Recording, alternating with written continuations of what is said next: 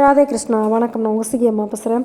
நேற்று ஆண்டாளோட கூடாரை வெல்லும் சீர் கோவிந்தா அப்படிங்கிற பாசுரத்தில் ஆண்டாள் என்னுடைய விரதம் பூர்த்தி ஆயிடுச்சு, அதனால் பால், தயிர், வெண்ணெய், நெய் அப்படின்னு சொல்லிட்டு எல்லாமே கலந்து கண்ணனுக்காக கொடுக்குறாங்க. அது மட்டும் இல்லை, முழங்கை வழிவார நெய்யோட நம்ம கண்ணனுக்கு சர்க்கரை பொங்கலும் கொடுக்குறாங்க.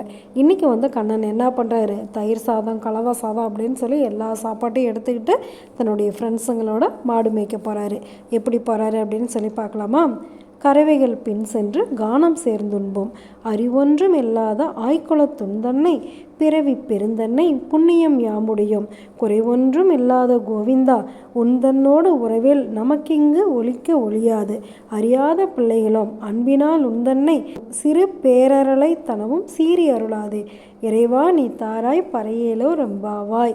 எங்களுக்கு எதுவுமே தெரியாது, எங்கள் எல்லாத்துக்குமே நீ தான் கதி, அதனால் எப்போவுமே எங்கள் மேலே கோவப்படாமல் எங்களை நீ தான் பார்த்துக்கணும் அப்படின்னு சொல்லி கண்ணனோட ஃப்ரெண்ட்ஸ் எல்லாம் கண்ணனுக்கு சாப்பாடு கொடுக்குறாங்க. சரி, நாமளும் இன்றைக்கி நம்மளால் முடிஞ்ச ஒரு கலவை சாதம் செஞ்சு கண்ணனை வழிபட்டுடலாமா? நல்லது நினைப்போம், நல்லதே நடக்கும், ஆனந்தமாக இருப்போம். Okay, bye. ராதே கிருஷ்ணா.